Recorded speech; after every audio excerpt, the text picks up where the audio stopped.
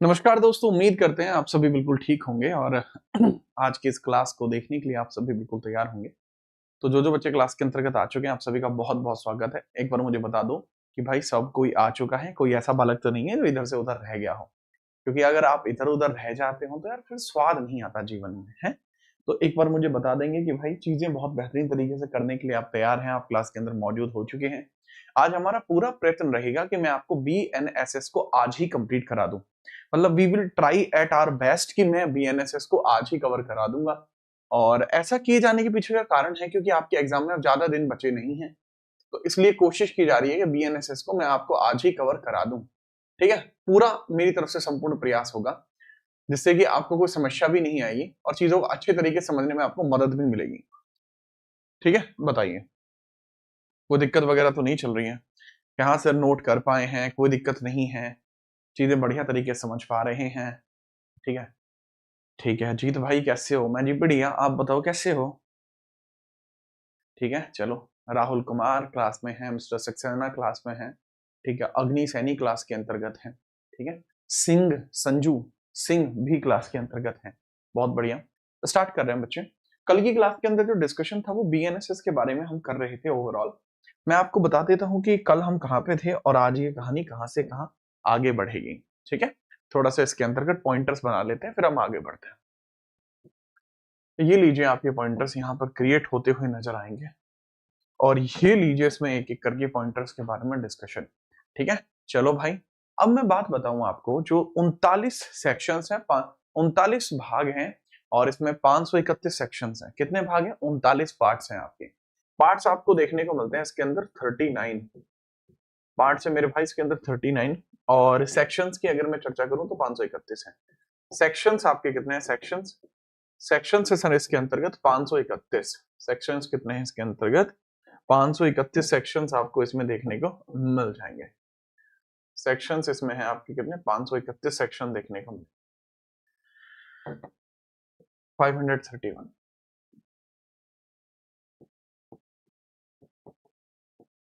531 धाराएं आपकी हैं। 531 धाराएं आपकी हैं। धाराएं कितनी है? 531 है। पार्ट्स कितने हैं? 39 है, जो आपको यहाँ समझने होंगे। अब लास्ट क्लास के अंदर जब डिस्कशन कर रहे थे तो हम किस भाग पे पहुंच चुके थे? सर अगर हम लास्ट क्लास की बात करें जो कि मेरे द्वारा कल यहाँ पर कंडक्ट कराई गई थी, तो कल की क्लास के अंदर ही मैं बात कर चुका था आपके भाग 23 के बारे में, जो धारा 289 से 300 तक था। पहले मैंने उसको क्लियर किया था। उसको क्लियर करने के बाद फिर मैं आगे बढ़ा था, ठीक है? उसको क्लियर करने के बाद देन मैं आगे बढ़ा था और चीजों को और बेहतरीन आपके लिए कराया था, ठीक है?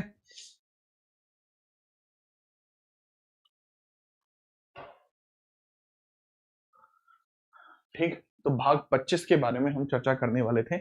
भाग 25 के बारे में हम चर्चा करने वाले थे, तो टोटल का इसमें ऑब्जेक्टिव है। अब हम बात करते हैं बाकी सबके बारे में, ठीक है? रूपांतरण के बारे में हो चुका था। अब बीएनएसएस 318 पर मैं चल रहा था। 307 से 336 तक जाता है भाग आपका, कौन सा? 25वें नंबर का। 25वें भाग पर ही तो था मैं, ठीक है? जांच व अन्वेषण में सबूत, ठीक है? जांच व अन्वेषण में सबूत की बात चल रही थी। Evidences in the inquiry and trials. भाग 25 आपका चल रहा है। भाग 25 आपका चल रहा है और भाग 25 किस बारे में चर्चा करता है बताना जरा। सर भाग 25 का एक ही ऑब्जेक्टिव है जो आपको देखने को मिलेगा। 307 से लेकर 336 बीएनएसएस 307 से लेकर 336 आपको यहाँ देखने को मिलेगा। 307 से लेकर 336 आपको यहाँ पर देखने को मिलेगा। Evidences in the inquiry and trial. Evidences in inquiry and trial यही था। Evidences in inquiry and trials की चर्चा यहाँ पर चल रही थी।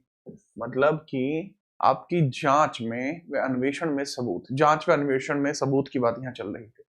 जांच व अन्वेषण में सबूत, जांच व अन्वेषण में सबूत, अन्वेषण में सबूत, जांच व अन्वेषण में सबूतों का डिस्कशन यहाँ पर चल रहा था, ठीक है? मैं एक एक करके पॉइंटर्स को बताना शुरू करूंगा। इसमें धारा 307 317 मैं ऑलरेडी बता चुका हूं। कल के पार्ट में आप देख लेना। जो धारा 307 है, ऑलरेडी बता चुका हूँ, धारा 317 भी ऑलरेडी बता चुका हूँ, मैं फिर भी बता देता हूँ। धारा 307 जो होती है ये बात करती है लैंग्वेज ऑफ कोर्ट के बारे में, एंड धारा 317 के अंतर्गत डिस्कशन किया जाता है इंटरप्रेटर यानी आपके मध्यांश या रूपांतरण के बारे में बात हो चुकी थी। नेक्स्ट हम बात करते हैं 318, ये रिकॉर्ड्स इन हाई कोर्ट की बात करते हैं। धारा 318 या BNSS 318 आपको देखने को मिलेगा, BNSS 318 आपको देखने को मिलेगा। और BNSS 318 के अंदर डिस्कशन किया जाता है किसका, रिकॉर्ड्स इन हाई कोर्ट का। हाई कोर्टों में रिकॉर्ड के मामले की चर्चा यहाँ पर की जाती है। रिकॉर्ड्स इन हाई कोर्ट यहाँ पर बताया जाता है, क्या बताते हैं यहाँ पे, रिकॉर्ड्स इन हाई कोर्ट बताए जाते हैं। Records in high courts, records in high courts यहाँ पर बताए जाते हैं, मतलब कि मामले का दस्तावेजीकरण। कोई भी मामला है तो कोर्ट में उस मामले का दस्तावेजीकरण बहुत जरूरी होता है। मामले का दस्तावेजीकरण बहुत जरूरी आपको देखने को मिलता है। मामले का दस्तावेजीकरण यहाँ पर बहुत जरूरी है। मामले का दस्तावेजीकरण, दस्तावेजीकरण, दस्तावेजीकरण बहुत जरूरी होगा। दस्तावेजीकरण बहुत जरूरी होता है। तो मेरे भाई मामले का दस्तावेजीकरण क्योंकि जरूरी होता है तो इसके बारे में हमें कुछ पॉइंटर को समझना होगा। मामले के दस्तावेजीकरण के बारे में ही थोड़ा सा इसको आगे बढ़ाते हैं और समझते हैं। इसके बाद आपको समझना होगा 326, ये चिकित्सा जांच के साक्ष्य देखने को मिलते हैं, evidences of the medical examination. धारा 326 में होता है evidences of the medical examination, BNSS 326 इसके बाद जरूरी है। ये है क्या बच्चे, इसके अंदर बताया जाता है एविडेंसेस ऑफ मेडिकल एग्जामिनेशन, चिकित्सा जांच के साक्ष्य आपके बताए जाते हैं, चिकित्सक जांच के साक्ष्य आपके बताए जाते हैं। ठीक है, लिखिए चिकित्सक जांच के साक्ष्य, चिकित्सक जांच के साक्ष्य आपके होंगे, चिकित्सक जांच के साक्ष्य, जांच के साक्ष्य आपको यहाँ देखने को मिलेंगे, चिकित्सक जांच के साक्ष्य आपको देखने को मिलेंगे। Evidences of the medical investigation इसको कहा जाता है। तो यहाँ एविडेंसेस देखने को मिलते हैं किस चीज के, मेडिकल एग्जामिनेशन के, evidences of medical examination, evidences of medical examination, medical examination, examination, इसके बारे में भी चर्चा की जाती है कि भैया जो एविडेंसेस है मेडिकल एग्जामिनेशन के वो भी आपके यहीं पर बताए गए हैं। इसके अलावा हम बात करते हैं टकसाल में कार्यरत अधिकारियों से संबंधित जो सबूत होते हैं। देखो टकसाल के जो क्राइम होते हैं वो अलग होते हैं, यानी जो आपको मिंट के क्राइम्स आपको देखने को मिलते हैं वो अलग होते हैं। मिंट के क्राइम आपको अलग देखने को मिलते हैं, एंड बाकी जो क्राइम आपके हैं वह आपको अलग देखने को मिलते हैं। ठीक है, ये याद रखिएगा, यहीं पे आ जाइए।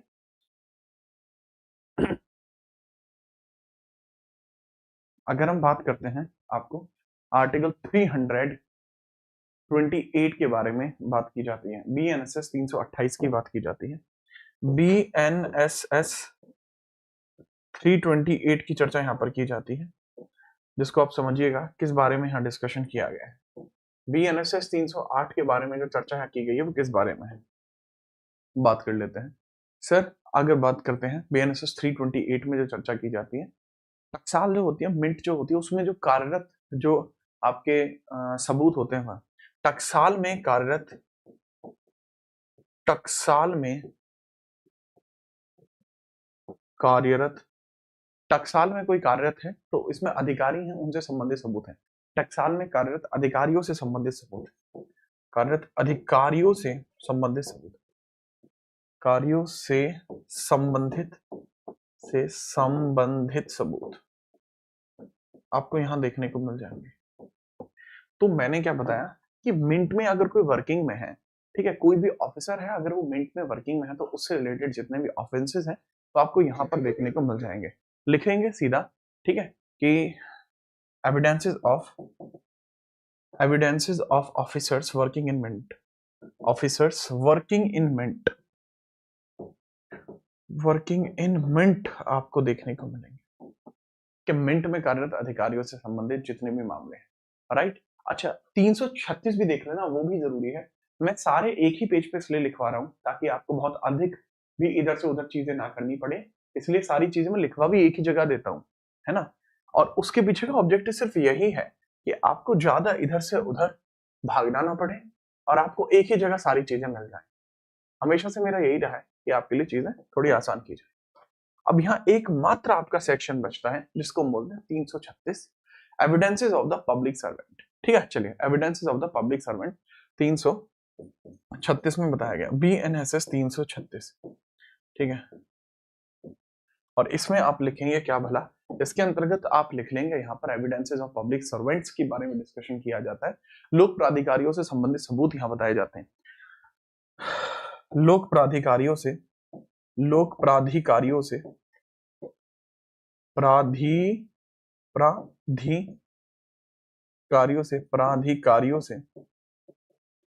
लोक प्राधिकारियों से संबंधित सबूत आपके यहाँ बताए जाते हैं। ठीक है, तो लोक प्राधिकारियों से संबंधित सबूत आपके यहाँ पर बताए जाते हैं, तो इसको आप लिख लेंगे कि ये एविडेंसेस किस प्रकार के हैं। ये evidences related to the public servant है। These are evidences related to public servant. Evidences related to public servant,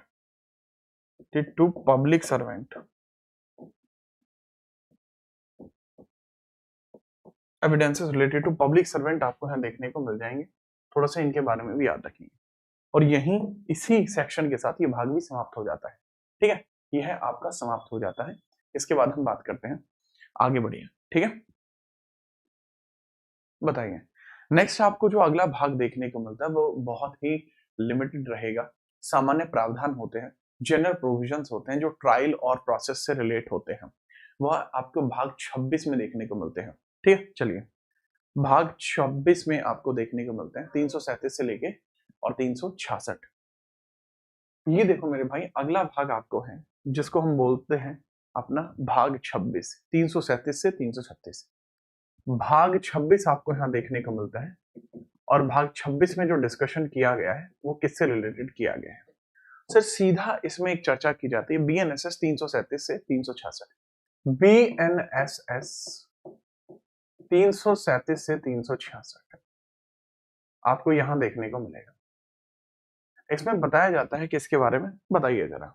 sir इसके अंतर्गत क्या बताया जाता है, इसमें जनरल प्रोविजंस बताए जाते हैं, और जनरल प्रोविजंस भी किससे, ट्रायल एंड प्रोसेस से related. General provision related to trial and process, general provision related to trial and process, general provision related to trial and process. ठीक है, अनुपम कैसे हो, अच्छा लगा आपको देख के, क्योंकि मेजरली छात्र तो आ नहीं पाए इस क्लास में, आप यहाँ आए मुझे अच्छा लगा। ठीक है, चलिए, और बाकी जो भी लोग आए हैं उनको देखकर भी यहाँ अच्छा लगा। अगर मैं सच बताऊं तो ये क्लास कराए जाने का औचित्य नहीं बनता था, मैं सोच भी नहीं रहा था और कराने के बारे में, पर ये क्लास कराने के पीछे ना बाध्यता थी, और बाध्यता ये थी कि अगर मैं इस क्लास को पूरा ना कराता तो मेरे ऊपर ये लांछन लगता कि आपने सिलेबस पूरा नहीं कराया, तो मैं अपने कर्तव्य को नहीं निभा पाता है। इस वजह से मैंने करा है। ठीक है, चलिए आगे हम बात करते हैं। अब जैसे अमन बात कर रहा है, इतना सब कैसे याद रखेंगे, समंदर है जीएस तो, मत रखो यार याद, कोई तुम्हें क्या थोड़ी रहा है, फोर्सफुली कहा किसी ने तुमसे कि याद रखो। ठीक है, नमस्ते धर्म भाई, कैसे हो सर, अगर मैं सेलेक्ट होऊंगा तो आपको जरूर याद रखूंगा, आनंद कुमार पांडे का ऐसा कहना। ठीक है आनंद, थैंक यू। हम बात करते हैं 337 के बारे में, BNSS 337। BNSS 337 के बारे में डिस्कशन करते हैं। यहां पर आपको बताया जाता है BNSS 337 के अंदर कि व्यक्ति पर किसी मामले की पुनः कार्रवाई नहीं होगी, अपितु वह दोषी हो या दोषमुक्त हो। मतलब person will not face any trial for the same offense in which he called absolve और culprit। ठीक है, अब इसमें समझना है BNSS 337 के अंदर डिस्कशन किया गया है दोहरे दंड का संरक्षण, दोहरे दंड से संरक्षण है, दोहरे दंड से संरक्षण है, दंड से संरक्षण आपका यहां दिया गया है। इसको बोलते हैं प्रोटेक्शन फ्रॉम डुअल पनिशमेंट, इसको यही बोला जाता है, protection from the dual punishment इसको बोला जाता है, protection from the dual punishment, from the dual punishment, from the dual punishment आपको यहां देखने को मिलेगा, डुअल पनिशमेंट। तो दोहरे दंड से संरक्षण यहां पर मिलता है कि जो दोहरा दंड है उससे संरक्षण रहेगा, उससे प्रोटेक्शन रहेगी। इसके बारे में हम बात करते हैं, उसके बारे में आप समझिएगा, उसके बारे में आप समझिएगा। कॉल वगैरह है तो देखिए, तो दोहरे दंड से संरक्षण आपको यहाँ पर देखने को मिलेगा, उसके बारे में यहाँ पर चर्चा की जाती है। राइट, चलिए।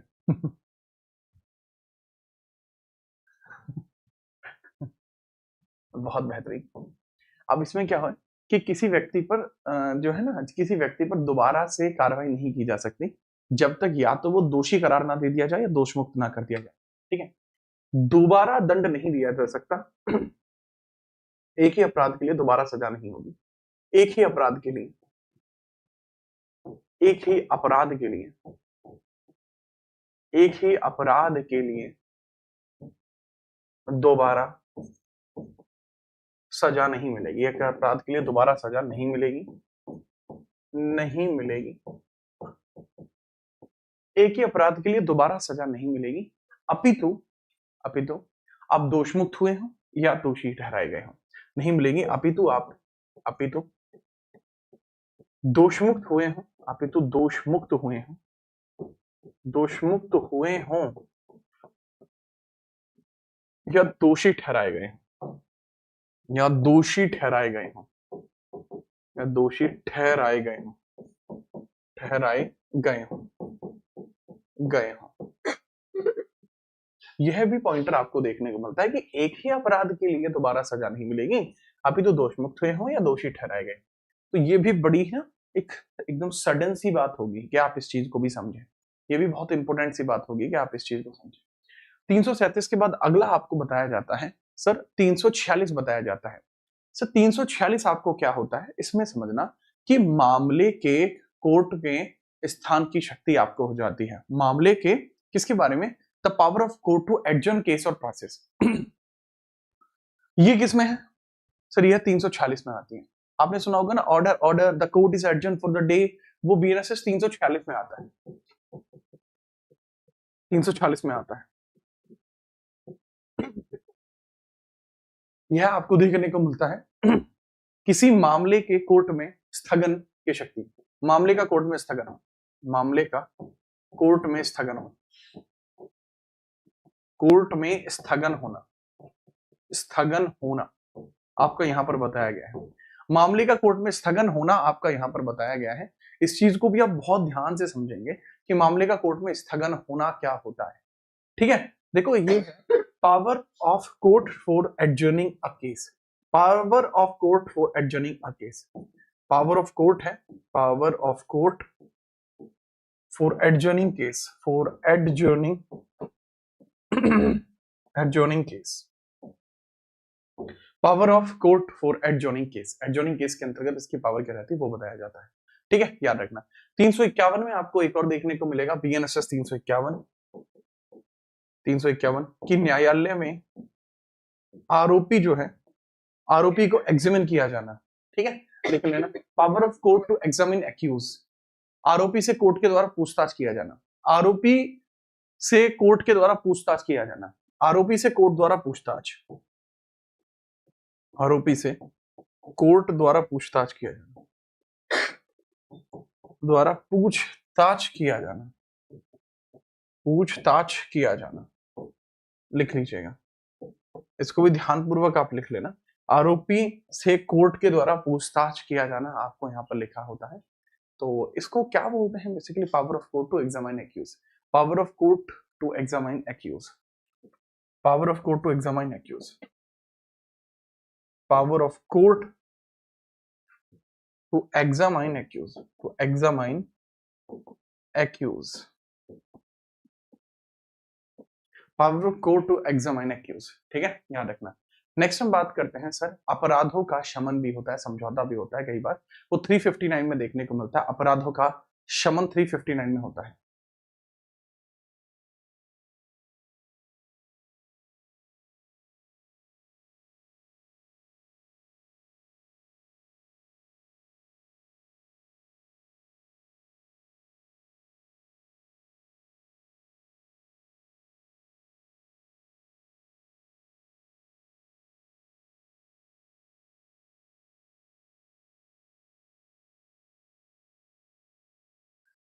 आगे हम बात करते हैं, बताइए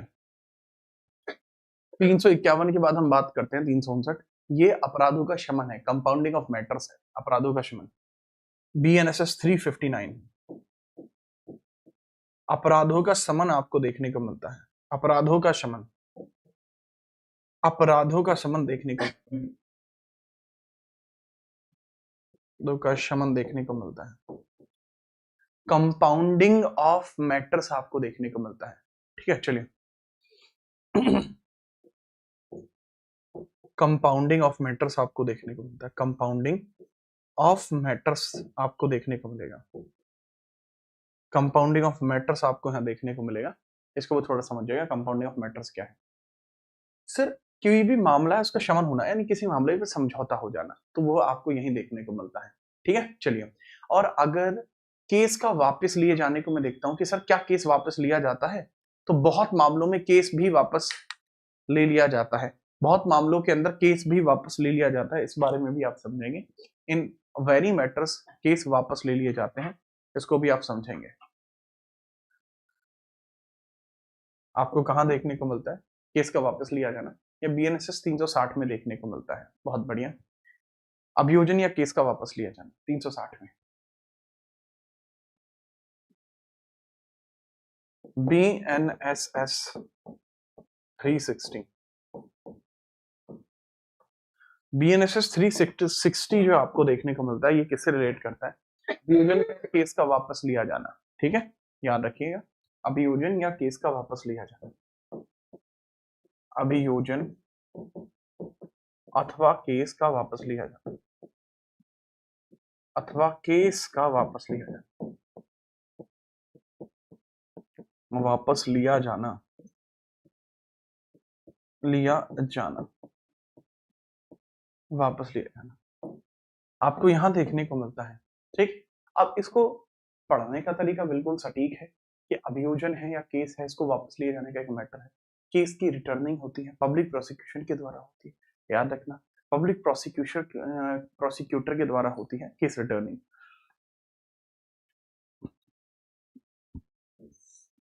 केस रिटर्निंग आपको देखने को मिलती है, केस रिटर्निंग आपको देखने को मिलती है, केस रिटर्निंग आपको देखने को मिलती है। ये बहुत इंपॉर्टेंट होता है। ठीक है, और ये किसके द्वारा? या तो पब्लिक प्रोसिक्यूटर होना चाहिए या फिर आपका असिस्टेंट पब्लिक प्रोसिक्यूटर होना चाहिए। या तो मेरे लाल ये पब्लिक प्रोसिक्यूटर हो या असिस्टेंट पब्लिक प्रोसिक्यूटर हो। और यह किसके द्वारा किया जाता है? Sir this is by prosecutor होना चाहिए, प्रोसिक्यूटर होना चाहिए, प्रोसिक्यूटर हो, या फिर आपका असिस्टेंट, असिस्टेंट पब्लिक प्रोसिक्यूटर हो, असिस्टेंट पब्लिक प्रोसिक्यूटर, प्रोसिक्यूटर आपका, या तो यह प्रोसिक्यूटर हो या असिस्टेंट पब्लिक प्रोसिक्यूटर हो। ये चीज आपको यहाँ देखने को मिलती है। ओके, बहुत बढ़िया। पूरी पॉलिटी में कुल 2000 धाराएं हैं, सारे अधिनियम मिलाकर उसकी धाराएं भी पसंद है, वे संविधान से भी हट गई हैं। अच्छा भाई, आगे हम बात करते हैं।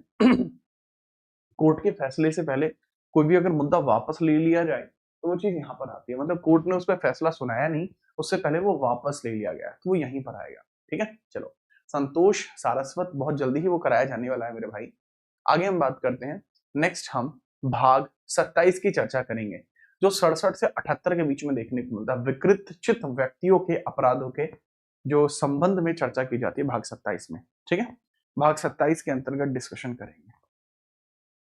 अगर आप ये नोट कर पाए हैं, देन भाग 27 की यहाँ पर कहानी हम गाएंगे। भगवान गौतम बुद्ध एंड महावीर स्वामी, हाँ यार मुलाकात हुई थी इनसे एक बार, दोनों एक ही समय के हैं पर ये आपस में कभी भिड़े नहीं। ठीक है, आराम से बहुत कोऑर्डिनेशन से काम चलाते थे। ठीक है, कराते हैं बुक्स को।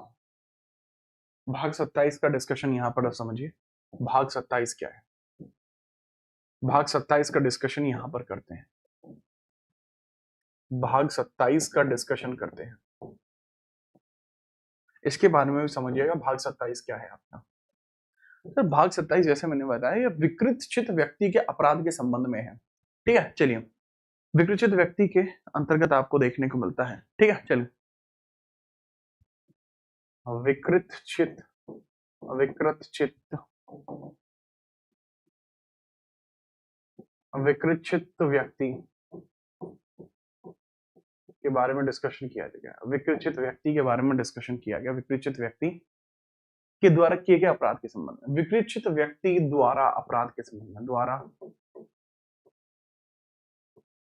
किए गए अपराधों के संबंध, अपराधों के संबंध, अपराधों के संबंध में यहां पर डिस्कशन किया गया है। ठीक, तो इसको भी थोड़ा सा समझ लीजिएगा। ये कौन होते हैं? Provision of accused in unsound cases, unsound mind person cases. कोई अनसाउंड माइंड पर्सन केसेस है, provisions, provisions related to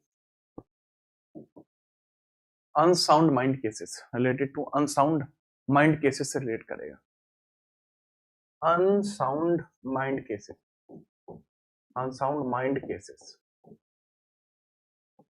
unsound mind cases के अंतर्गत यह आपको देखने को मिलता है। इसके अलावा हम बात करते हैं विकृत चित्ता के आधार पर दोष मुक्ति अगर होती है तो वो 373 में बिलोंग करती है। धारा 373, टोटल ओवरऑल इसमें कितने हैं? 67 से 78 तक जाता है। 367 से 78 तक जाएगा और एक सेक्शन है 373 जरूरी है। केवल BNSS 373 जरूरी है। इसी के अंतर्गत डिस्कशन किया गया है कि कोई व्यक्ति विकृत चित्ता के आधार पर ही एब्सोल्यूशन उसको मिल सकता है, दोष मुक्ति हो सकती है। दोष मुक्ति हो सकती है विकृत चित्ता के आधार पर, विकृत चित्तता के आधार पर, और विकृत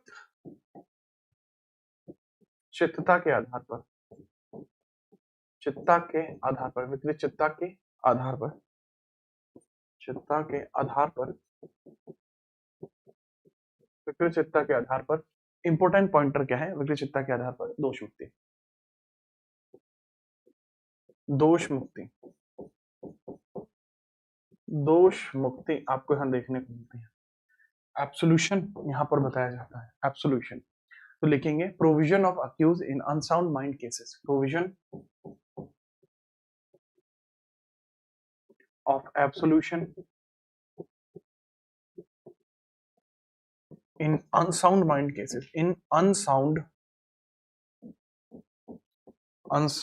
mind cases, unsound mind cases के मामले में आपको देखने को मिलती है। ठीक है, याद रखना। अगर हम बात करते हैं कोई व्यक्ति अगर ऐसा है जो पागल है, सोच नहीं सकता, समझ नहीं सकता, तो ऐसी परिस्थिति के अंतर्गत, ऐसी परिस्थिति के अंतर्गत क्या होगा? ऐसी परिस्थिति के अंतर्गत वह स्वतः ही आपका सजा से मुक्त हो जाएगा। ठीक है, चलो अब आगे हम बात करते हैं भाग 28 आपका जरूरी है। भाग 28 न्यायिक प्रशासन को प्रभावित करने वाले प्रावधान, भाग 28 है, न्यायिक प्रशासन को प्रभावित करने वाले प्रावधान है। यहां पर हम बात करते हैं भाग 28 के बारे में। ऐसा करते हैं, अगले पेज पे ही ले लेते हैं। ठीक है, या ऐसा करते हैं, इतना ज्यादा भी नहीं है, इसी पर रख लेते हैं। राइट। अनुपम कह रहा है पढ़ लो, कुछ नहीं रखा कमेंट बाजी में। अनुपम यार, इन बच्चों को तुम बताते रहा करो बीच बीच में, है ना? जैसे अभी आपने इनको इतनी बड़ी बात बताई, ऐसे बता। और आज कोई मैच नहीं है क्या T20 का? T20 वर्ल्ड कप चल रहा है, मैच नहीं है आज कोई? भाग 28 का डिस्कशन किया गया। भाग 28 में क्या लिखा हुआ है वैसे? BNSS 379 से 391, BNSS 379 से 91 तक बात करते हैं। ये क्या है वैसे? अगर हम बात बताएं तो न्यायिक प्रक्रिया को प्रभावित करने वाले प्रावधान, न्यायिक प्रक्रिया को प्रभावित करने वाले प्रावधान यहां पर आपके बताए गए हैं। न्यायिक प्रक्रिया को, न्यायिक प्रक्रिया को, न्यायिक प्रक्रिया को प्रभावित करने वाले, प्रभावित करने वाले प्रावधान, करने वाले प्रावधान,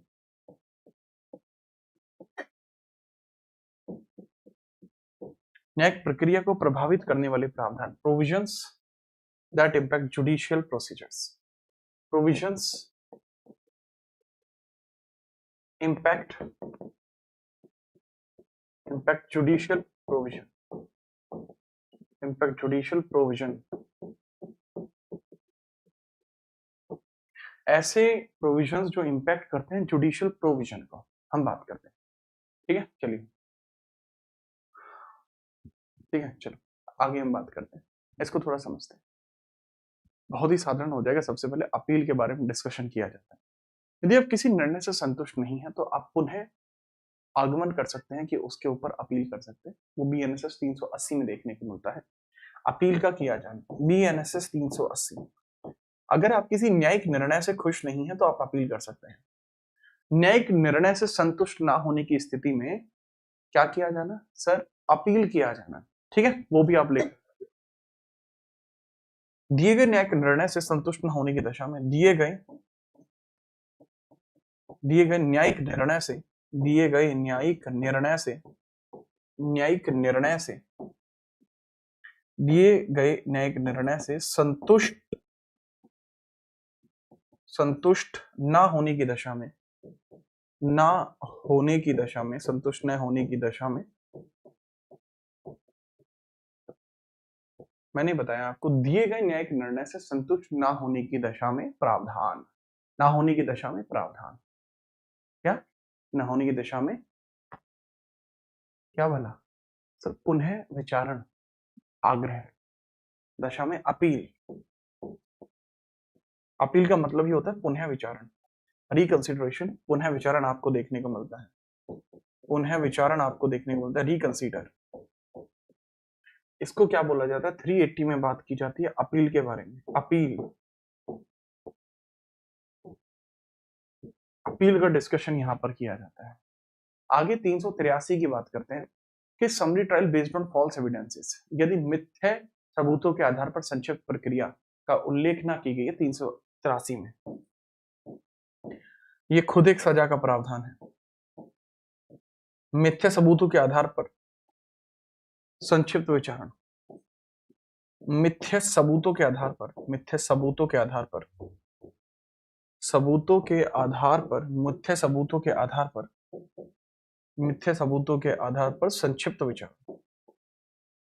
संक्षिप्त विचारण आपको देखने को मिलेगा,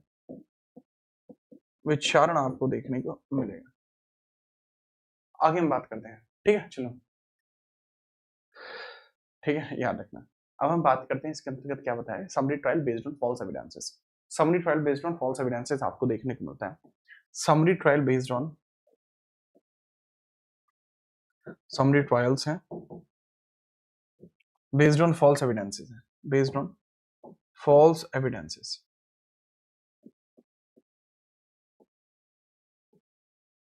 ठीक है, ये भी आपको थोड़ा समझना हो, ये भी मैंने संपूर्णतः आपको करा दिया, इसमें भी आप समझ पाए और आपको इसमें भी इशू नहीं आएगा।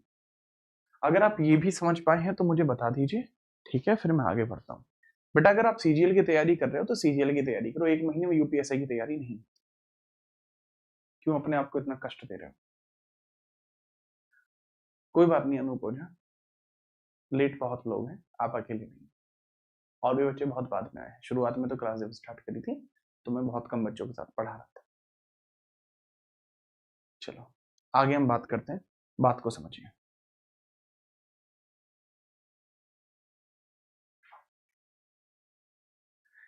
नेक्स्ट हम बात करते हैं जजमेंट्स के बारे में। जजमेंट्स आपको जो देखने को मिलते हैं, भाग 29 में जजमेंट आपके बताए जाते हैं। भाग 29 में क्या बताए जाते हैं? भाग 29 में आपको जजमेंट बताए जाते हैं। क्या बताए जाते हैं? भाग 29 में आपको जजमेंट बताए जाते हैं। ठीक है, लिखें जरा, 392 से 406, 392 से 406 आपके क्या बताए जाते हैं? जजमेंट्स का डिस्कशन किया गया। ये भाग आपका कौन सा है मेरे लाल? ये भाग कौन सा था? 27, ये 28, तो ये भाग 29 होगा। भाग 29 में केवल एक ही बात बताइए, निर्णय या जिसको जजमेंट कहा जाएगा, निर्णय या जजमेंट जिसको कहा जाएगा, जजमेंट जिसको कहा जाएगा, जिसको निर्णय कहेंगे या जजमेंट कहेंगे, इसके बारे में समझ लीजिए क्या होता है। तो सबसे पहले आपको देखने को मिलता है BNSS 392, ये निर्णय की ही बात करता है। ठीक है, याद रखना। और इसके अलावा न्यायालय द्वारा किसी भी मामले पर विचारण, ठीक है, का जो अंतिम स्वरूप दे दिया जाता है। ठीक है, चलिए, वह आपको यहाँ देखने को मिलता है, आपको यहाँ पता लग जाती है। ठीक है, चलिए, निर्णय की बात की जाती है 392 में, BNSS 392, BNSS 392 में डिस्कशन किया गया है। क्या डिस्कशन है वो थोड़ा सा बता दीजिए सर। यहाँ पर हम बात करते हैं और उसके अंतर्गत डिस्कशन किया गया जजमेंट या निर्णय की बात की गई है, जजमेंट की बात की गई, जजमेंट या निर्णय, न्यायालय द्वारा अंतिम विचारण जो होता है, न्यायालय द्वारा विचारण का, न्यायालय द्वारा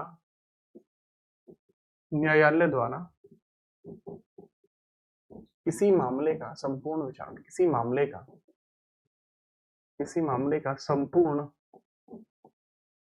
निर्णय, या कह सकते हैं कि सर किसी मामले का संपूर्ण जो विचारण है, विचारण को कंप्लीट कर दिया जाए, विचारण, संपूर्ण विचारण के बाद फैसला, संपूर्ण विचारण के बाद फैसला,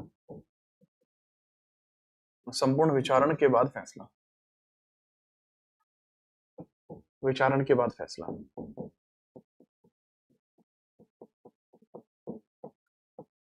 कि पूरा विचारण कर लिया, उसके बाद फैसला सुनाया जाता है, वो आपको यही देखने को मिलता है। ओके, आगे हम बात करते हैं। नेक्स्ट आपको देखने को मिलता है 395, ये कंपनसेशन की बात करता है, प्रतिकर आदेश की बात करता है।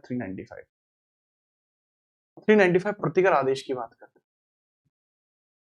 है। 395 प्रतिकर आदेश का जिक्र इसमें किया गया, प्रतिकर आदेश का चर्चा इसमें किया गया, प्रतिकर आदेश, कंपनसेशन की बात की गई, कॉम्पनसेशन की बात की गई, कंपनसेशन की बात की गई है, कंपनसेशन की बात की जा रही है। कंपनसेशन का मतलब क्या होता है कि सर न्यायालय अगर चाहे तो वह कह सकता है कि जो भी व्यक्ति अपराधी है उसको एक निश्चित अमाउंट सामने वाले व्यक्ति को देना होगा। ठीक है, चलिए, 395 आपको देखने को मिलता है। ठीक है, तो न्यायालय चाहे तो ऐसा भी कर सकता है। पीड़ित प्रतिकर स्कीम भी आपको देखने को मिलती है, पीड़ित प्रतिकर स्कीम भी आपको देखने को मिलती है, विक्टिम कंपनसेशन भी देखने को मिलता है। यदि कोई कोर्ट द्वारा स्टेट एंड सेंटर को इसे बनाने का आदेश दिया जाता है, ये बहुत बढ़िया है यार। 396 कल 395 में आप देख लेना, न्यायालय द्वारा आदेश पर, न्यायालय के आदेश पर ऐसा हो जाता है, न्यायालय आदेश पर ऐसा संभव, आदेश पर संभव है कि फाइन वगैरह ऐसा लगा दिया जाए, किसी व्यक्ति पर फाइन वगैरह लगा दिया जाए, तो वह संभव है। नेक्स्ट हम बात करते हैं BNSS 396, ये पीड़ित प्रतिकर स्कीम है। BNSS 396 आपको देखने को मिलता है, BNSS 396, ये पीड़ित प्रतिकर स्कीम आपको देखने को मिल जाएगी।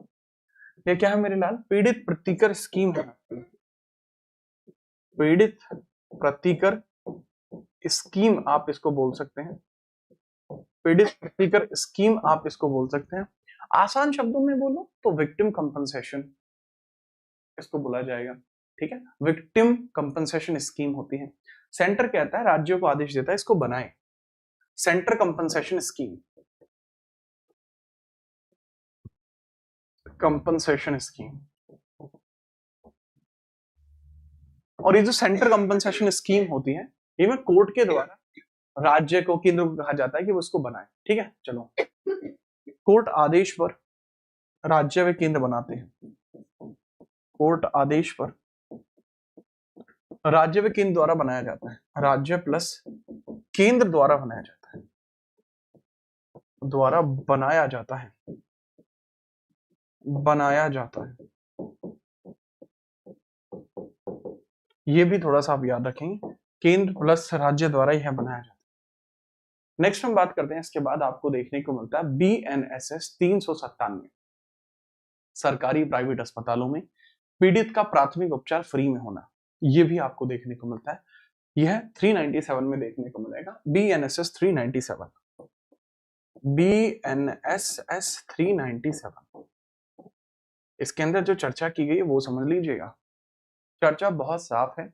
इसमें बताया जाता है कि भैया कोर्ट के द्वारा, ठीक है, ये कहा जाता है कि सरकारी या प्राइवेट अस्पताल फ्री प्राइमरी एड दे विक्टिम को, पीड़ित है कोई भी तो उसको फ्री में इलाज दिया जाना है।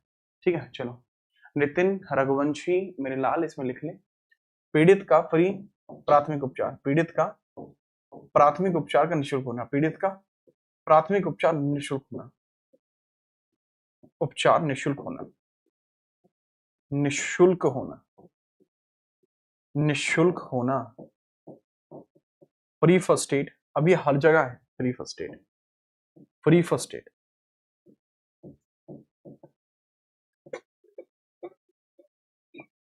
अब यहां पर कोई व्यक्ति गवर्नमेंट हॉस्पिटल में आता है या कोई व्यक्ति आपका प्राइवेट हॉस्पिटल में आता है, किसी भी प्रकार के हॉस्पिटल में वो आए उसको फ्री ही यह देखने को मिले। ठीक है, याद रखना 397। नेक्स्ट हम बात करते हैं 397 के बाद आगे 398 की हम चर्चा करते हैं, और यह होता है साक्षी संरक्षक स्कीम भी होती है, विटनेस प्रोटेक्शन स्कीम होती है, यह भी बहुत इंपॉर्टेंट है। विटनेस प्रोटेक्शन स्कीम होती है, राज्य का कर्तव्य है कि विटनेस प्रोटेक्शन स्कीम को बनाए। ठीक है, विटनेस प्रोटेक्शन स्कीम भी आपको देखने को मिलती है BNSS 398, BNSS 398। और ये 398 आखिरकार है क्या? चलिए, साक्षी संरक्षण स्कीम है जैसा कि मैंने बताया। ठीक है, ये विटनेस जो है उसको प्रोटेक्शन की स्कीम है, साक्षी संरक्षण स्कीम इसको कहा जाता है, साक्षी संरक्षण स्कीम इसको कहा जाता है, विटनेस प्रोटेक्शन स्कीम है, विटनेस प्रोटेक्शन स्कीम है,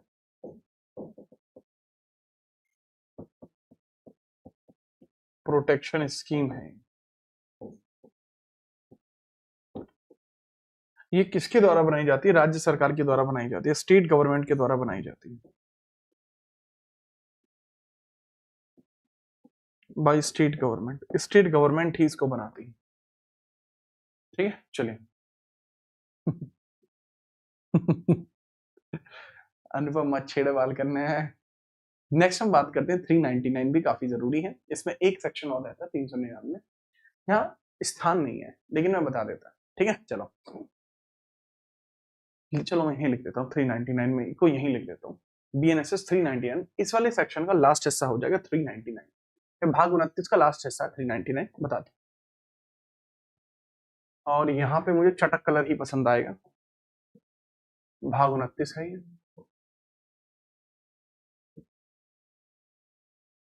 भाग 29 है ये।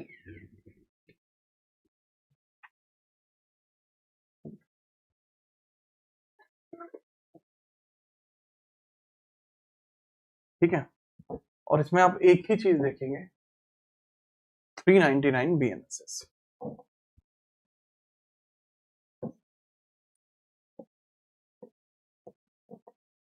यहां सीधी हेडिंग डालेंगे 399। आपको दिखाई दे रहा है? नहीं दे रहा होगा, बहुत चटक हो गया। लो, इस वाले कलर में शायद ये आपको दिखाई दे 399, जो BNSS है उसकी चर्चा यहाँ की है, 399 BNSS 399। तो BNSS 399 के बारे में डिस्कशन किया जाता है, इसको आप लिखेंगे, निर्दोष व्यक्ति को गिरफ्तार किए जाने तथा उसके समय तथा खर्च की भरपाई के लिए उसको जुर्माना दिया जाता है। जैसे मान के चलो हमारी क्लास के अंतर्गत शौर्य नमदेव नाम का एक बच्चा है, ये शौर्य नमदेव का नाम का बच्चा ही पकड़ लिया,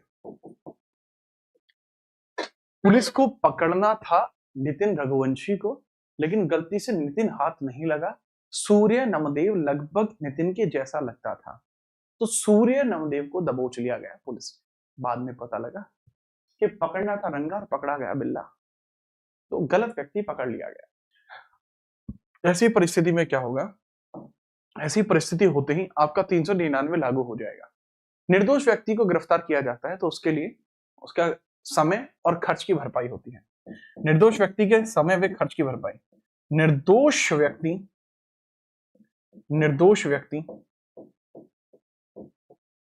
की गलत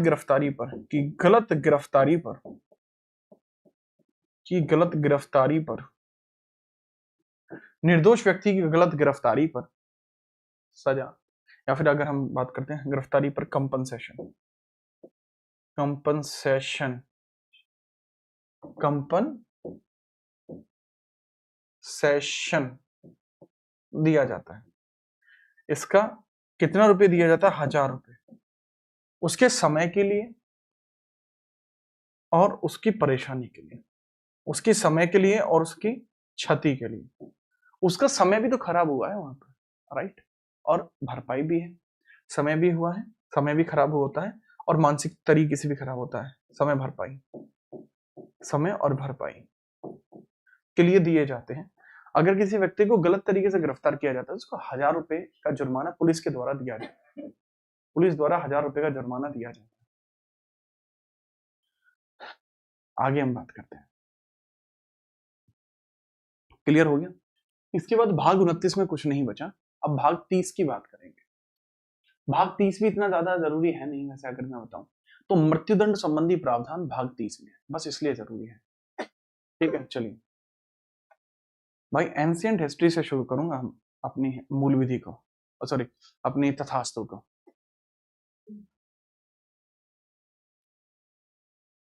नोट कर लिया? बहुत बढ़िया, लिखें फटाफट से। भाग 30 का जिक्र यहां पर किया गया, भाग 30 का जिक्र यहां पर किया गया है, भाग 30 का जिक्र यहां पर किया गया है, लिखियो फटाफट से।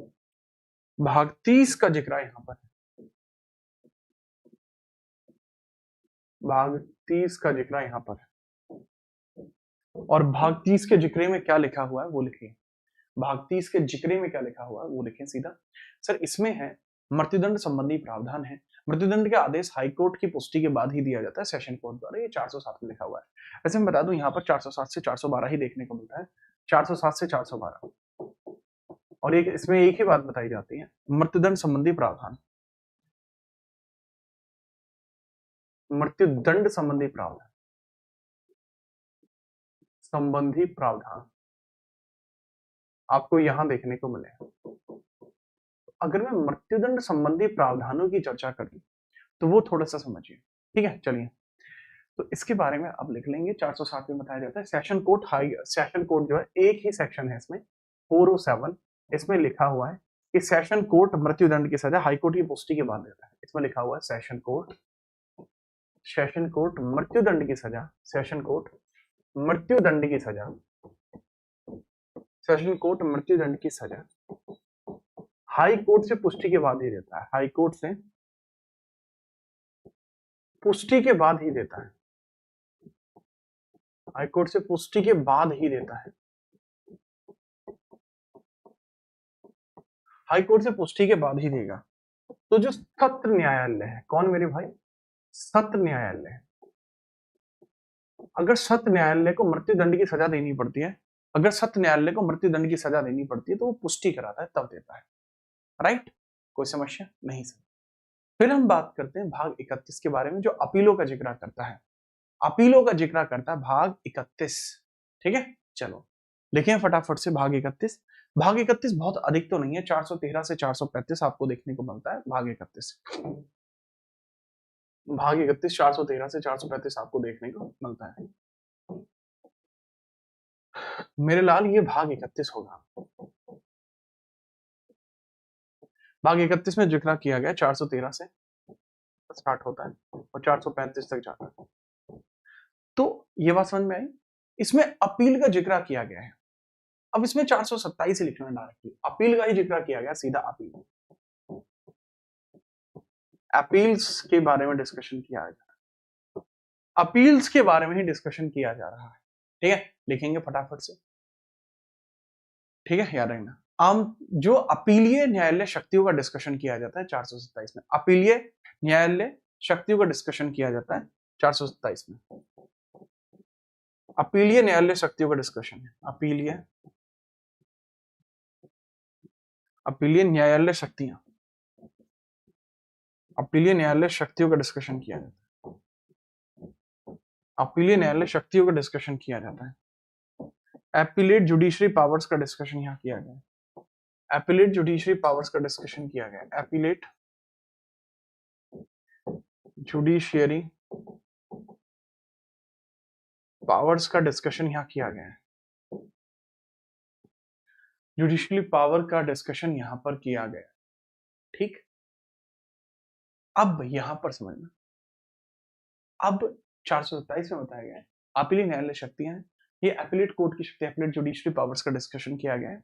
और अपील का दुष्प्रेरण के बारे में 435 में बताया गया, किसी व्यक्ति को भड़का के अगर आप अपील करा लेते हो तो दिक्कत आएगी। ठीक है, चलिए तो इसके बारे में हम बात करते हैं। 435 अबेटमेंट ऑफ अपील। 427 के बाद आपको देखने को मिलता है 435 लास्ट सेक्शन होता है abatement of appeal. Abatement of appeal, appeal, अगर कोई व्यक्ति अपील को दुष्प्रेरित करता है तो उसके प्रावधान कहां है? 435 में। अपील दुष्प्रेरण यहां पर है, अपील का दुष्प्रेरण यहां पर, तो अपील का दुष्प्रेरण भी नहीं होना चाहिए। राइट, अपील का दुष्प्रेरण भी नहीं होना चाहिए, उसको भी थोड़ा सा याद रखना। ठीक है, चलो नोट कर लीजिए। आगे हम बात करते हैं भाग 32 के बारे में। भाग 32 के बारे में बात करते हैं। भाग 32 में आपके ज्यादा सेक्शन नहीं है, बहुत छोटे छोटे से सेक्शन आपको देखने को मिलते हैं। ठीक, याद रखना।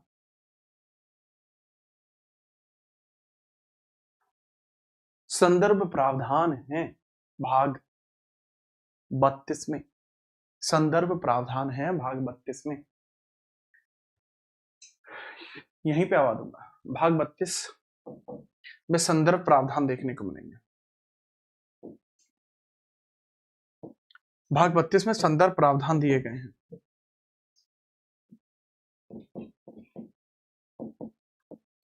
भाग 32 में संदर्भ प्रावधान दिए गए हैं, और भाग 32 के अंतर्गत क्या बताया गया है वो थोड़ा सा समझिएगा। ओके, बात बताइए। जो डिस्कशन किया गया है वो क्या है? सर पहले तो इसमें समझना 436 से 45 का डिस्कशन है, 436 से 445 है, 45 का डिस्कशन है। और यह क्या बताता है?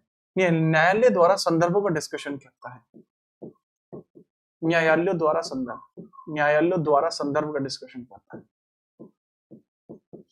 द्वारा संदर्भ का डिस्कशन करता है। References by the court,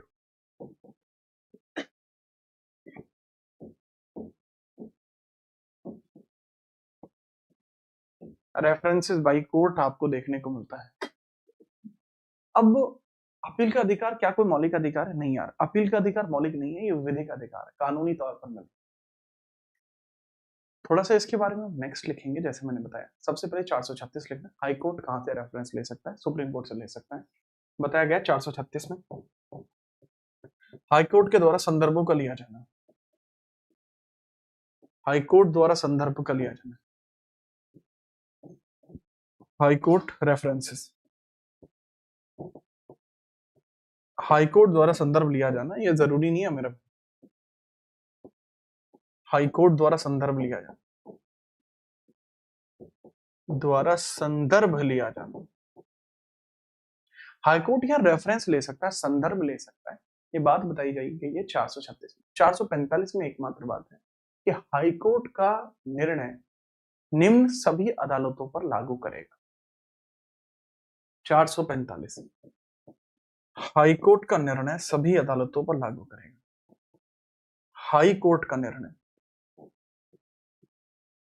high court का निर्णय निचली सभी अदालतों पर निर्भर करेगा, निचली सभी अदालतों पर, निचली सभी अदालतों पर लागू होगा। ठीक है, अगर कोई डिसीजन दिया जाता है हाई कोर्ट के द्वारा, वो सब पर ही लागू करेगा। इसको लिख भी लीजिए, any decision by the high court, any decision by high court, high court, ठीक है, liable on all the courts पे होगा, लायबल ऑन ऑल कोर्ट्स पे हो जाएगा, liable on all state courts, all courts. Under state कि भाई एक राज्य के अधीन जितने भी कोर्ट हैं सब पर लागू करेगा। ये डिस्कशन यहाँ पर किया, तो इसको भी आप एक बार ध्यानपूर्वक समझ लेंगे। ये मैटर यहाँ पर इस तरीके से उत्पन्न होता है। लीजिए आगे हम बात करते हैं। जो हम समझेंगे भाग 33 के तौर पर। भाग 33 में है transfer of the criminal cases, ज्यादा नहीं 46 से 52, 446 से 52 देखने को मिलता है transfer of the criminal cases. आप हो सकता है इसका स्क्रीनशॉट लेना चाहें तो लीजिए, स्क्रीनशॉट भी ले लीजिए। अब चलिए आगे हम बात करते हैं। भाग 33 का डिस्कशन यहां से शुरू होता है। भाग 33,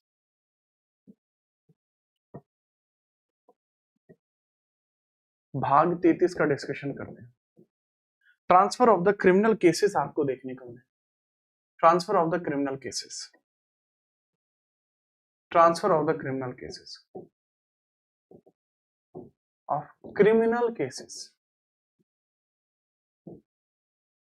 केसेस के ट्रांसफर के बारे में जिक्र किया गया। आपराधिक मामलों का स्थानांतरण, आपराधिक मामलों का स्थानांतरण आपको देखने को मिलता है। आपराधिक मामलों का स्थानांतरण, मामलों का स्थानांतरण, स्थानांतरण, स्थानांतरण, स्थानांतरण। तो जो आपराधिक मामले हैं उनके स्थानांतरण के बारे में चर्चा यहीं पर की जाती है। स्थानांतरण जो बताया जाता है मेरे लाल, वो होता है कि कोई क्रिमिनल केस है उसको इधर से उधर भेजोगे तो वह प्रक्रिया कैसी होगी, भाग 33 में आती है। भाग 33 जरूरी नहीं है। अब भाग 34 की बात करते हैं। ये 453 से 477 है। अपराधों की सजाओं के प्रावधान, आई रिपीट, इसमें 446 से 52 है मात्र। बीएनएसएस 446 से 52 तक ही प्रावधान दिए गए। फिर हम बात करते हैं भाग 33 के बाद भाग 34 की बात हम करते हैं। भाग 33 के बाद भाग 34 की बात हम करते हैं। लिखेंगे फटाफट से। भाग 34 के अंतर्गत क्या बताया, तो आप लिखेंगे इसमें क्या है, अपराधों की सजाओं के प्रावधान, क्षमादान दिया जाना, परिहार, विलंबन वगैरह। ये अपराधों की सजाओं के प्रावधान इसमें बताए गए हैं। अपराधों की सजाओं के प्रावधान, अपराधों की सजाओं के प्रावधान, अपराधों की सजाओं के प्रावधान, सजाओं के प्रावधान यहां पर बताए गए। ठीक है, अब अपराधों की सजाओं के प्रावधान यहां पर बताए गए, साथ ही यहां पर क्षमादान या परिहार, प्रविलंबन, क्षमादान है, क्षमादान, ठीक है, परिहार या प्रविलंबन जैसी चीजें देखने को मिलती है। प्रविलंबन जैसी चीजें आपको देखने को मिलती है। प्रविलंबन जैसी चीजें आपको देखने को मिलती है।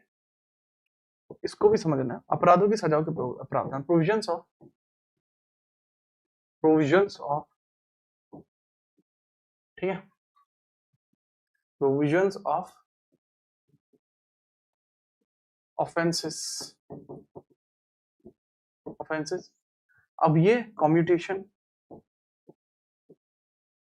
कम्यूटेशन, रिप्राइव, रिप्राइव और रेजोल्यूट, एब्सोल्यूट, एब्सोल्यूट वगैरह के बारे में डिस्कशन किया गया है कि किसी की अगर सजा वगैरह मुक्त होती है तो वो कैसे हो सकती है। तो सबसे पहले बताया जाता है mercy petition on capital punishment. ठीक है, यह 472 में है। देवशील 472 में बताया गया है 472। तो बीएनएसएस 472 के अंदर ताड़ा जिक्र किया गया मर्सी पिटीशन, मृत्युदंड के लिए याचना पत्र, मृत्युदंड, मृत्युदंड के लिए माफी पत्र बोला जा सकता है या दया याचिका आप बोल सकते हैं। मृत्युदंड के लिए दया याचिका, आप समझिएगा, मृत्युदंड के लिए दया याचिका आपको यहीं देखने को मिलती है, दया याचिका। Mercy petition for capital punishment, mercy petition for, mercy petition for capital punishment, capital punishment. तो मर्सी पिटीशन आपको कैपिटल पनिशमेंट में दी जाती है, इसमें सिंपली लिखा हुआ है। ठीक है, चलिए। क्या इन सब का उल्लेख राणा शास्त्र में भी है? अभी नहीं है, कराऊंगा मैं धीरे धीरे। राणा शास्त्र में इन सब का उल्लेख कर, राणा शास्त्र इज इन मेकिंग, निर्माण चल रहा है उसका, उस पर अलग अलग लोगों के द्वारा लिखाई की जा रही।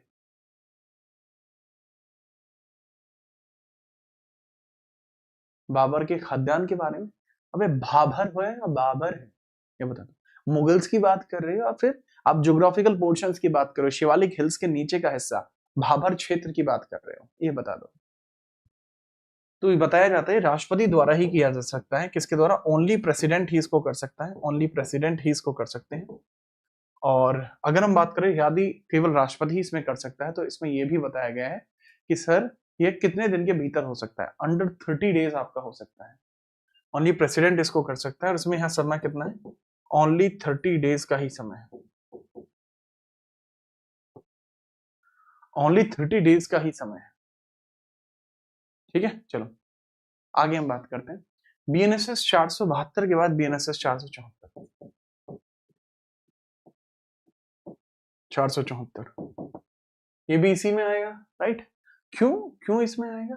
क्योंकि सर ओवरऑल 34 भाग में 53 से 77 तक आता है ना, 53 से 77 तक आता है। तो बीएनएसएस 453 से 77 तक का जिक्र यहाँ पर हो रखा है। तो 74 में बताया जाता है दंडादेश का लघुकरण की शक्ति समुचित सरकार को है। तो कोई दंडादेश दिया गया है, दंडादेश के लघुकरण की शक्ति समुचित सरकार को है। दंडादेश, दंडादेश के लघुकरण की शक्ति, दंडादेश के लघुकरण की शक्ति,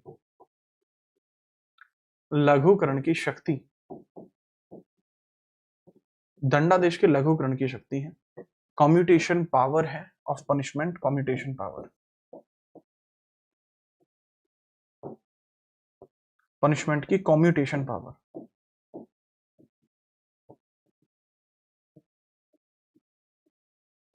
पनिशमेंट की commutation power, punishment commutation power. तो इसमें सिंपल है, अगर 7 वर्ष से अधिक की सजा है तो वह 3 वर्ष काटनी पड़ेगी।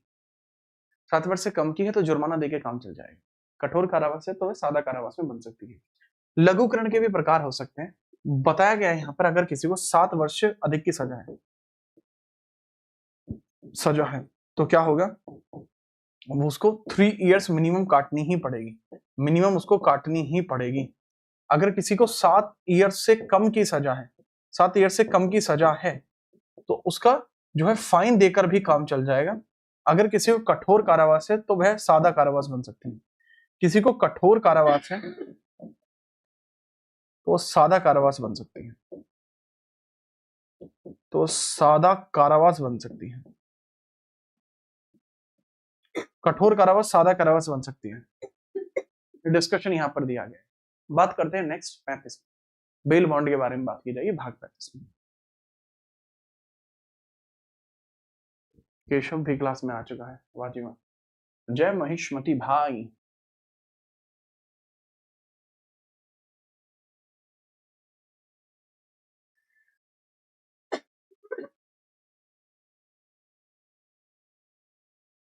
स्टार्ट करते हैं नेक्स्ट।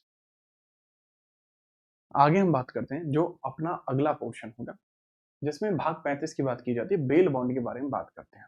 ठीक है, चलिए बेल बॉन्ड के बारे में चर्चा की जाती है। भाग 35 आपका है, भाग 35 बेल बॉन्ड का डिस्कशन है। भाग 35 आपका ये रहा, और भाग 35 में जो डिस्कशन किया गया है वो किस चीज का डिस्कशन है? भाग 35 में, तो भाग 35 में बेल एंड बॉन्ड का, जमानत में बॉन्ड का, बेल पे बॉन्ड 78 से 96, 478 से 96 बेल बॉन्ड का डिस्कशन है, बेल एंड बॉन्ड्स का। और बेल और बॉन्ड को हिंदी में कैसे लिखेंगे सर? जमानत और बॉन्ड का, जमानत और बॉन्ड का उल्लेख है, जमानत का है और बॉन्ड का है, बॉन्ड का उल्लेख आपका किया गया है। बॉन्ड का उल्लेख यहां पर किया गया है। अब इस पॉइंट को आप लिखेंगे, कैसे लिखते हैं सर, इसमें जमानतीय मामलों का उल्लेख है 478 में, BNSS 478 में उल्लेख है जमानतीय मामलों का। जमानतीय मामलों का उल्लेख किया गया, जमानतीय मामलों का उल्लेख है, मामलों का उल्लेख है, जमानतीय मामलों का उल्लेख किया गया। जमानतीय मामलों का उल्लेख यहां पर किया गया है। इसको क्या बोला जाता है बेसिकली सर, इसके अंतर्गत डिस्क्राइब किए गए हैं कौन, बेलेबल ऑफेंसेस। ठीक है, चलिए बेलेबल ऑफेंस का जिक्र है यहां पर, बेलेबल ऑफेंस, बेलेबल ऑफेंस का जिक्र किया गया। हमें कौन से कैसे पता bailable offence sir, bailable offence को शेड्यूल 2 में अलग से दिया गया है। ठीक है, शेड्यूल 2 के अंदर जो अनुसूची 2 है उसमें इसको अलग से दिया गया है। Also described in schedule 2, also described in schedule 2, also described in schedule 2, schedule 2। अब schedule 2 कहां पे है भाई, BNSS की schedule 2, क्योंकि BNSS में 2 अनुसूची भी होती है मेरे लाल, उसी की दूसरी अनुसूची में है। ये पहली अनुसूची में, दूसरी में थोड़ी है, पहली अनुसूची में हो जाएगा। एक अरसा हो गया इसको पढ़ाए हुए, अब अनुसूची 1 को पढ़ाए हुए, ये बहुत लंबा टाइम हो गया है। नेक्स्ट हम बात करते हैं 483, जमानत के बारे में हाईकोर्ट या सुप्रीम कोर्ट की कुछ विशेष शक्तियां भी बताई गई। 483 के अंतर्गत बताई गई है, BNSS 483, 483 यहाँ क्या बताई गई है, यहाँ विशेष शक्ति जमानत के बारे में हाईकोर्ट या सुप्रीम कोर्ट की स्पेशल पावर, जमानत के बारे में, जमानत के बारे में हाईकोर्ट या सुप्रीम कोर्ट की स्पेशल पावर, हाईकोर्ट या सुप्रीम कोर्ट की विशेष शक्ति यहाँ बताई गई है, विशेष शक्ति आपकी यहाँ बताई जाएगी, स्पेशल पावर आपकी यहाँ बताई जाएगी, राइट, इसमें भी आप याद रख लेंगे। इसके अलावा हम बात करते हैं डिस्पोजल या फिर आपके प्रॉपर्टी से संबंधित मामले हैं, भाग 36 के अंदर है। ठीक है, और इसको लिखने का तरीका होता है बेसिकली डिस्पोजल ऑफ प्रॉपर्टी, भाग 36 में है, जरूरी नहीं है बिल्कुल भी, भाग 36 डिस्पोजल ऑफ प्रॉपर्टी है। भाग 36 में आपको डिस्पोजल ऑफ प्रॉपर्टी देखने को मिलता है, डिस्पोजल ऑफ प्रॉपर्टी भाग 36 में है, डिस्पोजल ऑफ प्रॉपर्टी है इसमें, disposal of property of property, संपत्ति का समापना इसमें किया जाता है। ये 497 से 505 है, ये कहां से कहां तक है, 497 से 505 है। कौन सा BNS है सर, BNSS है, ना कि BNS। इसके बाद भाग 37 में बताया जाता है इरेगुलर प्रोसीडिंग्स, ठीक है, इसमें अनियमित प्रावधानों का जिक्र है भाग 37 में, अनियमित प्रावधान है भाग 37 में, कुछ अनियमित प्रावधान है भाग 37 में, भाग 37 में अनियमित प्रावधान दिए गए, इरेगुलर प्रोविजंस दिए गए हैं, इरेगुलर प्रोविजंस, रेगुलर प्रोविजंस दिए गए हैं, अनियमित प्रावधान है,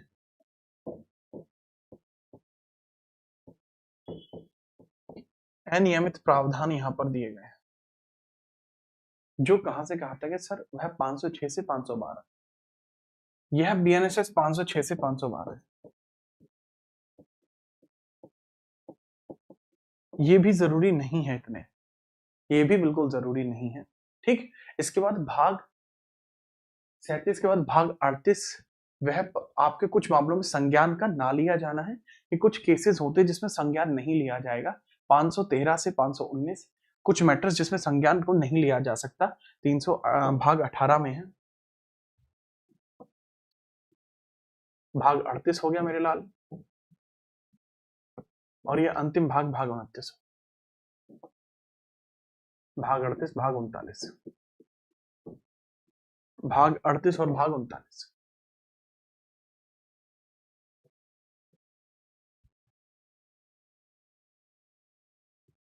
ठीक है, भाग 38 हो गया।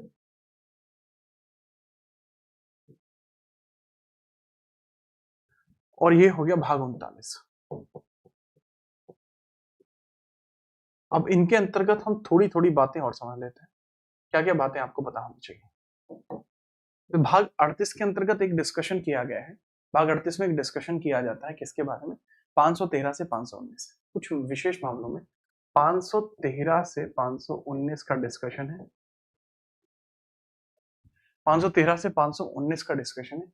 कुछ मामलों में संज्ञान का ना लिया जाना, कुछ मामलों में संज्ञान का ना लिया जाना, कुछ मामलों में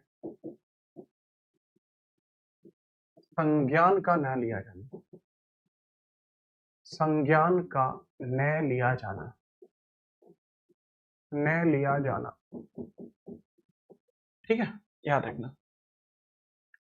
तो कुछ मामलों में संज्ञान का न लिया जाना, प्रोसिक्यूशन ऑफ कॉग्निजेशन, ठीक है, prevention of cognizance in some cases, prevention of cognizance in some cases, of cognizance in some cases, कि कुछ मामले ऐसे हैं जिसमें यह नहीं लिया जा सकता। ठीक है, चलिए सर कोई कोई दिक्कत नहीं है सोल्जर भाई। नेक्स्ट हम बात करते हैं मिसलेनियस, लास्ट भाग है अपना विविध। इसमें हम देख लेते हैं दो सेक्शन जरूरी है, 520 जरूरी है और 531 जरूरी है। तो लिख लेंगे, इसके अंतर्गत आपके अंतर दिशा देखने को मिलती है 520 और 531, बीएनएसएस 520 और 531। वैसे मैं अगर बताऊं यह 520 से शुरू होकर 531 तक ही जाता है और यही अंतिम है। टोटल आपको देखने को ही इसमें 531 मिलते हैं। तो इसमें 520 की हम बात करते हैं trial before high courts, trial before high courts की बात की जाती है, trial before high court, BNSS 520।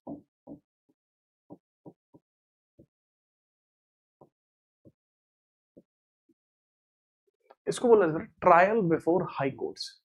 उच्च न्यायालयों के जो है, अगर कहा जाए उच्च न्यायालयों के बारे में तो इसके समक्ष विचारण जो किया जाता है, ठीक है, याद रखना, उच्च न्यायालयों के समक्ष विचारण ट्रायल बिफोर हाई कोर्ट्स 520 में है। ट्रायल बिफोर हाई कोर्ट्स है,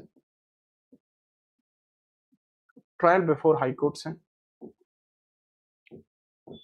हाई कोर्ट्स है। इसका मतलब है ट्रायल बिफोर हाई कोर्ट्स का मतलब क्या है, इसका मतलब सर सिंपल है कि उच्च न्यायालय के समक्ष विचारण, उच्च न्यायालय के समक्ष विचारण बताया गया, उच्च न्यायालय के समक्ष विचारण, उच्च न्यायालय के समक्ष विचारण, समक्ष विचारण,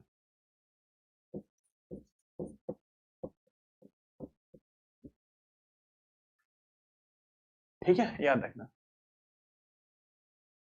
ओके, इसको मिसलेनियस पोर्शन के तौर पर जाना जाता है, विविध के पोर्शन पे इसको जाना है, विविध या मिसलेनियस के तौर पर इसको जाना है, मिसलेनियस के पोर्शन पे जाना है, राइट, जी हाँ। और अंतिम आपको देखने को मिलता है 531 जो निरसन की बात करता है, यानी समाप्तिकरण की बात करता है। 531 निरसन या समाप्तिकरण, एस एस 539 निरसन या समाप्तिकरण, निरसन या समाप्तिकरण।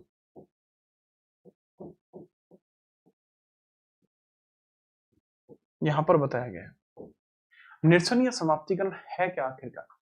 ठीक है, चलिए,